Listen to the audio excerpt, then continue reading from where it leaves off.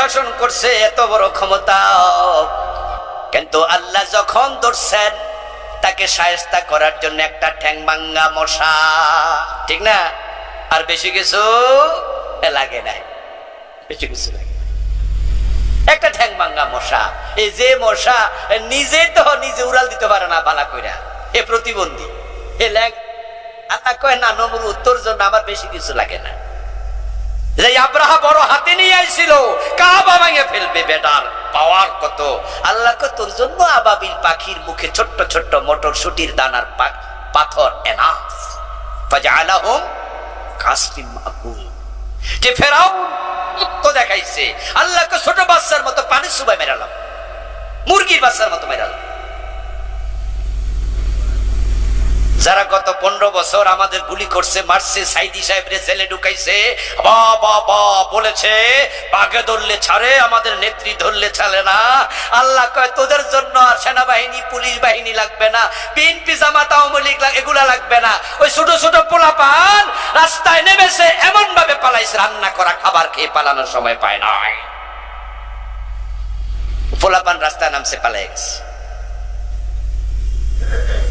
এমন পোলাপান রাস্তায় নামছে যাদের হাতে কোনো বললাম টেডা পিস্তল রাইফেল কিছু ছিল, খালি হাতে নামছে, ওনারা পালাইছে। আল্লাহ যারে ধরে তারে শেষ করে দেয়। এই জন্য সুদখোর চাচা আপনি থেমে যান, ঘোষখোর অফিসার আপনি থেমে যান। শিরিক নিয়ে বই লিখেছি, বাংলাদেশে চলমান 29টা লিখছি। এই নেতারা কয়দিন পরে মোর্শের ঘর শুরু হবে, গড় ফর্তা। অনেক নেতা মাইক হাতে নিয়ে বলবে জনগণ সকল ক্ষমতার উৎস, সাথে সাথে ইমান শেষ। এই স্লোগানটা বাংলাদেশে আসেনি? আছে, মানে এটা আমাদের সংবিধানের অংশ। 72-তে ডক্টর কামাল হোসেন মিয়া যখন সংবিধান লেখে, তখন তার লেখা সংবিধানে লিখেছে সাবরেন্টির মালিক জনগণ, সার্বভৌমত্ব জনগণের। ওই সাবরেন্টি জনগণকে দেওয়ার কারণে বাংলাদেশে স্লোগান দেয় নেতারা জনগণ সকল ক্ষমতার উৎস। নাউযুবিল্লাহ, তোমার ঈমান শেষ, কারণ তোমরা ক্ষমতার উৎস নও। কোরআনে আছে কুলিল্লাহুম্মা মালিকাল মুলকি তুতিল মুলকা মান তাশা ওয়া তানজিউল মুলকা মিম্মান তাশা। সকল ক্ষমতার মালিক কে? আন্নাল কুওয়াতা লিল্লাহি জামিআ। হিন্দুদের দুর্গা পূজা আসলে আর একটা শিরিক বাংলাদেশে মাথাচাড়া দিয়ে ওঠে, জঘন্য পর্যায়ের শিরিক, যেটা প্রাইমারি সিলেবাসে অলরেডি প্রাইমারির বইতে ঢুকাই দিছে শিরিক। সে শিরিকটা কি জানেন? সেটা হচ্ছে ধর্ম যার যার, উৎসব সবার। জঘন্য, ঈমান শেষ, ঈমান শেষ। জান্নাতে যাওয়ার প্রথম শর্ত কি? ঈমান। দুইটা শেষ। আল্লাহ তাআলা কোরআনে আমাদের স্লোগান শিখাইছে লাকুম দীনুকুম ওয়ালিয়া দীন। এটা হলো আল্লাহর শিখানো স্লোগান, ঘোষণা। স্লোগান শব্দের অর্থ কি? যেটা জোরে বলা হয়। এই স্লোগান দাও মানে কি? মিনমিন করা। স্লোগান হবে আল্লাহু আকবার। স্লোগান মানে জোরে ঘোষণা দেয়। আল্লাহ শিখাইছে লাকুম দীনুকুম ওয়ালিয়া দীন। বাংলা অর্থ হলো তোমাদের ধর্ম তোমাদের, আমাদের ধর্ম আমাদের। দুইটা এক না আলাদা? এ ভাইয়েরা কথা বলেন, কথা বলেন। হিন্দু এবং মুসলমানের ধর্ম এক না আলাদা?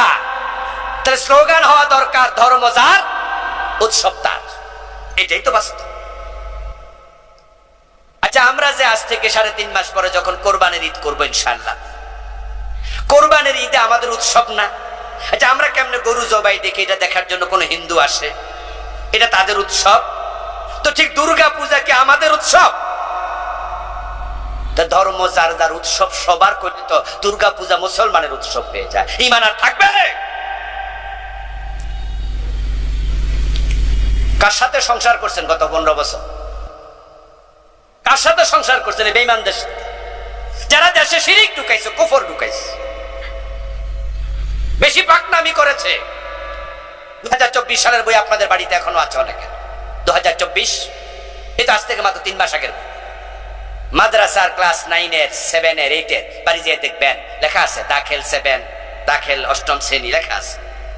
ওই বইয়ের পাতায় দেখবেন দোতরার ছবি, হারমোনিয়ার ছবি, হাফ প্যান্ট মাইয়ার ছবি, মাদ্রাসার বইয়ের পাতায়।